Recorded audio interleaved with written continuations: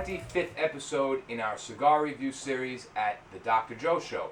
I'm Joe, and I'm extremely happy to be here today as always. Another week of work out of the way, and all I could think about was getting behind this fucking table. Weird, but true. So 25. 25, not a huge number by any means, but a solid number. A number that says we're getting somewhere. And hopefully, if you've been following along thus far, you've been able to see many of the connections that happen between all the brands and people we've been talking about. If you haven't, you can always go back, start from episode 1. I hope you have some time. But those who have been following, they seem impressed. So take it from them, not from me. Connections. Probably some of the coolest stuff that happens when talking about cigar history. The connections between all the brands and the people and the events. Everything is connected. Everything is connected. From the first tobacco seed that was planted till right now, till the latest brand released. Everything is connected. Whether it's Cuban or not, it's all connected. And that is something that's really, really cool. It just kind of melds all of this stuff that when looked at up close, it's pure chaos. I mean, if you walk into a big humidor, a big retail humidor, and you're, a pretty new smoker. I remember my first days, and you're like, oh my, well, what about this? What is this? Oh, it's insane. But trust me, when you step back and look at it from, out of the trees, so to speak, it's all connected. It's not chaos at all. It's wonderfully, intrinsically connected, like the gears of a watch. So, very cool information. And the reason I'm talking about that is because today we're going to talk about not so much just a brand, but a man who has a big role to play as far as these connections are concerned. Many of the big players we've talked about in our past episodes have done amazing things, have brought brands from nothing to some of the most legendary brands on the planet today. But the man we're talking about today has not done that with a single brand or two brands, but a multitude of brands. And not only that, in such a short time compared to all the other people we've been talking about, he is potentially the most important figure within the last 10 years of cigar history or within the cigar industry. That I guarantee you. So we're up for a very interesting episode. We're going to talk about that man. We're going to talk about his brands. We're going to talk about a little bit of history about Nicaragua and Cuba very quickly in the beginning, just to shed some light on, this particular person and to kind of get some bearings as far as where he came from as compared to so many others, because while it may be the same place, there is a bit of a difference. So, with all that being said, not keeping it too long, let's get to the cigar. So today we'll be smoking the Flor de las Antillas. It is, in my opinion, the perfect cigar to smoke while talking about and introducing this key figure in our cigar history thus far, because it was his first #1 cigar of the year. His only #1 cigar of the year thus far, but being who he is, I'm very sure he'll have more. We're going to have some fun with this cigar. It seems very interesting already. So let's get smoking right away, and we'll start talking about our history. Let me take this thing out of the hideous cellophane they put it in. There's nothing that looks worse than a humidor full of cigars in cellophane. It just looks, I just don't like the way it looks. It's so synthetic and everything. But don't get me wrong when I tell you, cellophane is a great thing. It has many, many benefits and very few cons. In fact, the only real con to cellophane is that it slows the aging process. That's it. But we'll talk more about that when we're not about to get into so much of a big brand history free-for-all. I'm going to take it out of the cellophane. We're going to take a few close-up shots. But first, wow. Very sweet. Very sweet. Chocolatey, hints of cocoa. Very chocolatey. A lot of sweetness. A little bit of a barney smell. A little bit of hay. Wow, it's funny. Starting up here, it's a creamy sweetness, and as I get closer and closer to the foot, it becomes chocolate, chocolate, chocolate. Big chocolate. Yeah. It's like a very pronounced note of dark chocolate coming out from the filler. I would say that it's so strong, it's covering up anything else that may be going on. Very, very chocolatey smelling. Very sweet smelling. And look at that foot. My God. I'll have to give you some close-up pictures of this. This is definitely a Cuban-style roll, but easily spotted as not being a Cuban cigar, and you'll see why when I take the pictures.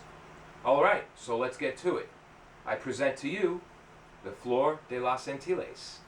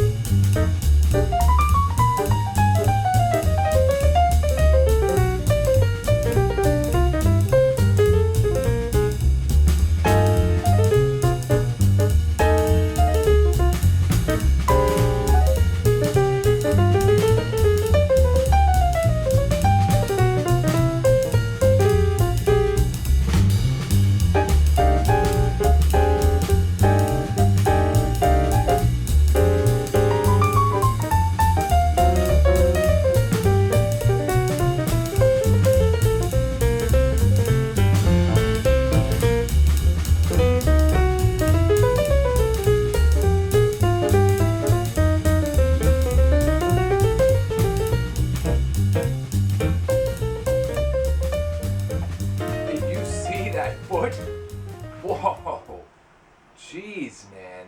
Now that is some thick leaf. Now, I've got all my information here. Our cigar is a 6-inch by 52 ring Toro, and it is a Nicaraguan Puro. It is all Nicaraguan tobacco. Now, here's something I like, and it's kind of like a double-edged sword. I can't stand, when all of a sudden a company makes a cigar and they come out with some, and actually it's usually a lot of startup companies that do this. They have some fancy name for their wrapper. They call it like, an El Baltapapo wrapper, or like, a what? It means nothing, because you have no idea what the hell they're talking about, Most of the sites that sell this cigar, in fact, just about all of them that I found, they just say wrapper Nicaraguan. The wrapper is actually a Las Marias wrapper, what you could call a Las Marias wrapper. It's a wrapper harvested from the Las Marias farms, which is in the Namaha region of Nicaragua. The farm is owned by the Garcia family, so it is a wrapper grown by them. But they don't come out with a cigar and just say, yes, it uses a wonderful Las Marias wrapper. But who the hell knows what that is?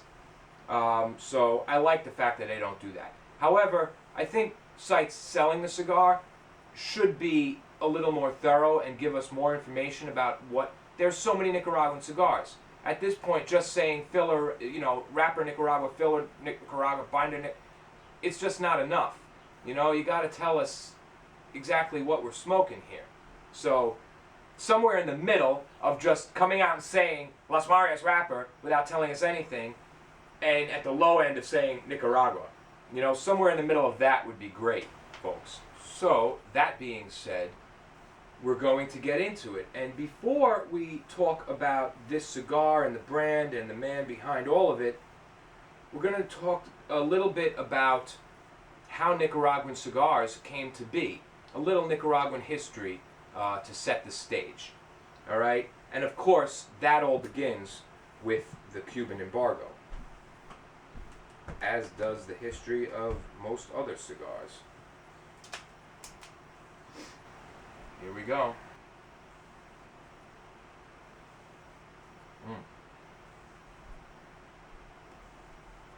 Very chocolatey. Chocolatey, but not sweet right away.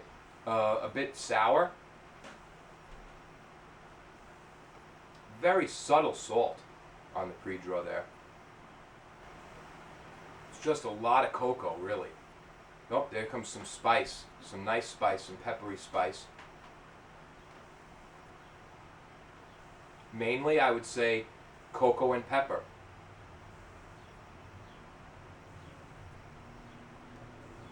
Yeah. Cocoa and pepper, cocoa and pepper, cocoa and pepper. And a bit sour. I wouldn't, it's, and it's a good sour. Like I always say, it's a good sour with very subtle salt. So those are our four main notes at the pre-draw right there. Cocoa is the number one thing. That I'd say is about 85%. Then there's that sour note. And then you have that spicy pepper coming in as the tobacco moistens up. Nice. Nice, but, nothing unbelievable on the pre-draw. Let's let her up.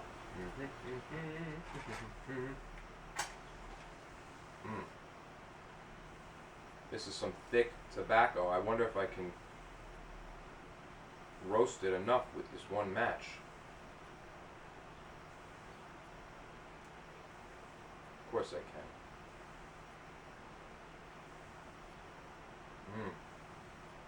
Very sweet aroma developing.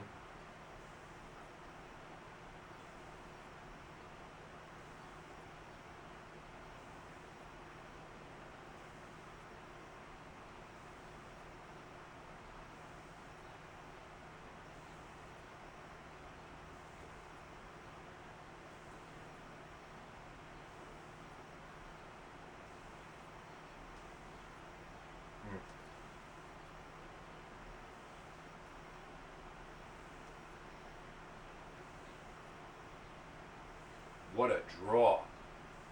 What a draw. What a draw. This thing is rolled to perfection as far as the draw is concerned. You got some great channels. Probably a combination of the roll and the fact that the leaf is so thick they can only put so much in there. So you got a lot of nice open channels. Very, very sweet aroma. Sweet, chocolatey, cocoa-y, baking bread type aroma. Very peppery right now.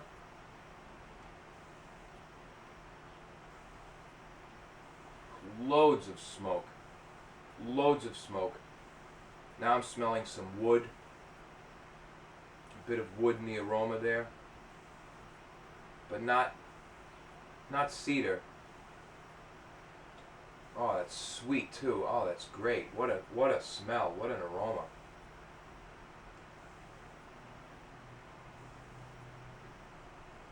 Look at the way this thing is smoking. No double puffs, single pull, big giant torrents of smoke. It's very peppery right now. It's milky. I wouldn't say it's quite creamy at this point, but it's definitely not wispy at all. Wow.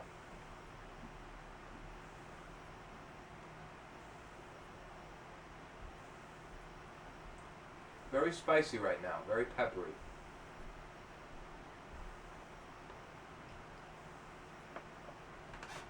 The aroma has a bit of dankness to it. Wow. Very nice burn coming together there. Just rounding off. As I'm smelling the aroma, it's a little bit harsh on the senses as far as you know, when it goes right up my nose, it burns. You know, I don't usually get that with Cuban cigars and a lot of other different cigars, non-Cuban cigars, but it's got a pretty intense punch as far as that goes.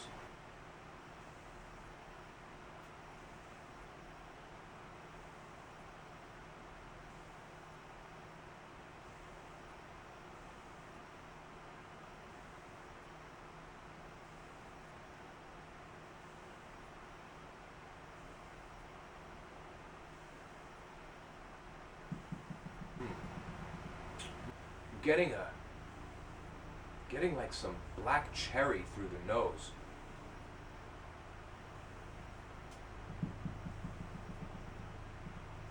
Leather and cherry, leather and black cherry.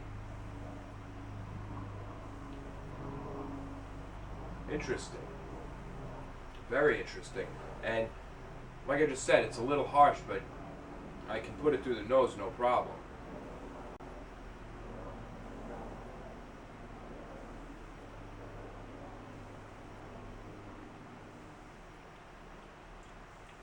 Now it's getting a little cocoa-y. Subtle. Everything's very subtle at the beginning here, but the main part of my enjoyment is just coming from this amazing draw. These huge torrents of smoke, like I just said, just big, puffy clouds. Very cool smoke. Very nice burn. Got a nice marbled ash starting to form. Let's let that sit for a second. I mean, take one more puff, fuck it.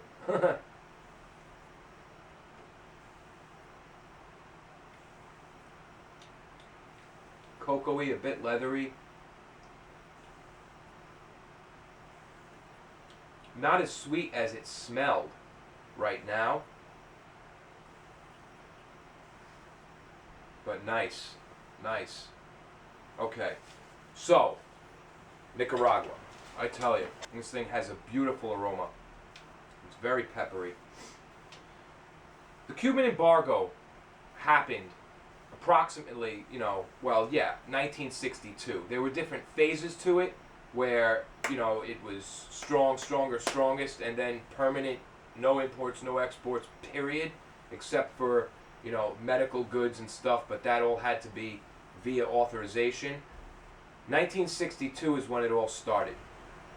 Cigar makers leave at this point, okay? We always talk about that.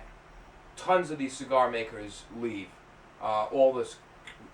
Most of the Cuban brands we've been smoking were all made by cigar makers who up and left and found refuge in places like the Dominican Republic and, Honduras and Nicaragua. A lot of them also went to Miami, like Fuente. There's a big cigar scene in Miami. So you have a whole bunch of these other little countries where these cigar makers are going. Probably, it was probably a combination of ease as far as where it was easiest for them to get to, where they had family, where they thought they could make it the best, and of course a combination of where they thought they could grow some really good tobacco. I guess a lot of them going to Miami figured that they could have it imported, and that there was a lot of other cigar makers going there, so they kind of followed suit and figured maybe they could kind of establish a, you help me, I help you kind of community. Anyway, that happens in 1962. So, like I said, some of these cigar makers went to Nicaragua. And in the 1960s, it didn't take long for Nicaraguan cigar brands to hit the market. 1967, Padron comes out. So you're wondering right now, wait a second, what about anniversary of 1964? I thought the company was established. Yeah, it wasn't always Nicaraguan. Padron used Honduran tobacco to begin with. And, but 1967, he starts his company in Nicaragua and changes everything to Nicaraguan tobacco. And by 1970, he moves to Esteli, moves the entire company there.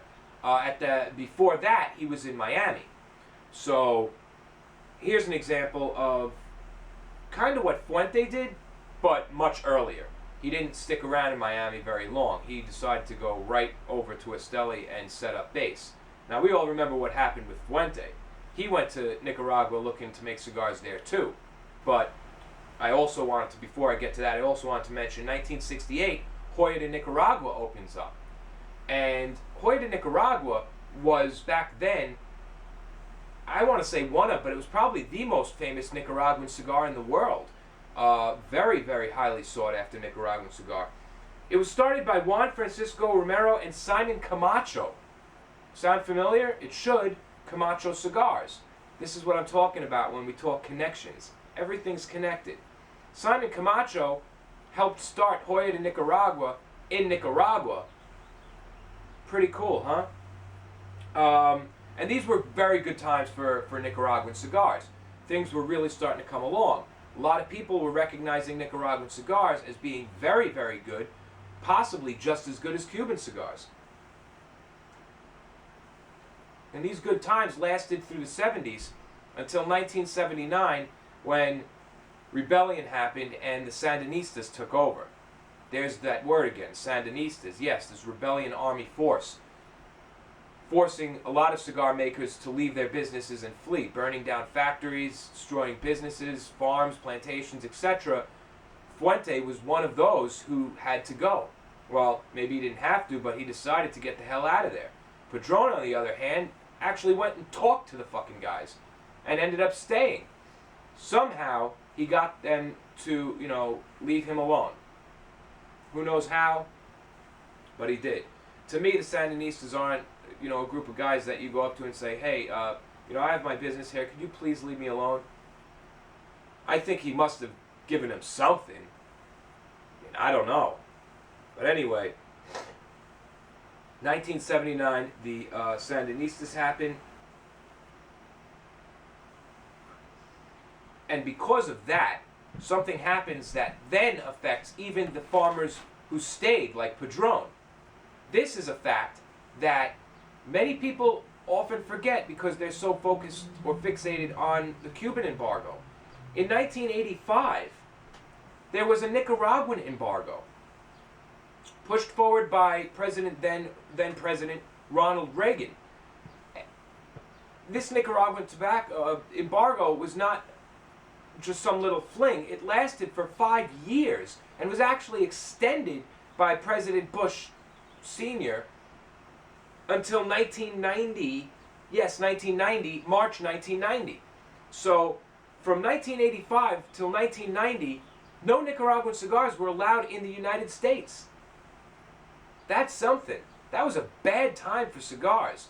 A bad time for all these guys who were just getting started in Nicaragua or were doing well in Nicaragua. A bad time for cigars here because you had no Cuban cigars, no Nicaraguan cigars, which really only leaves you with Dominican cigars, and then Honduran cigars.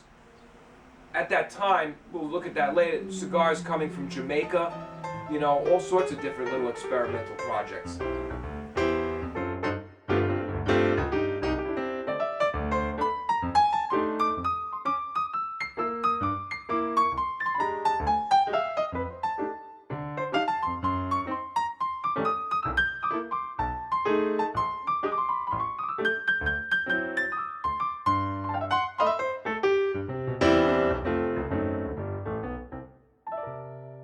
Say goodnight, Max.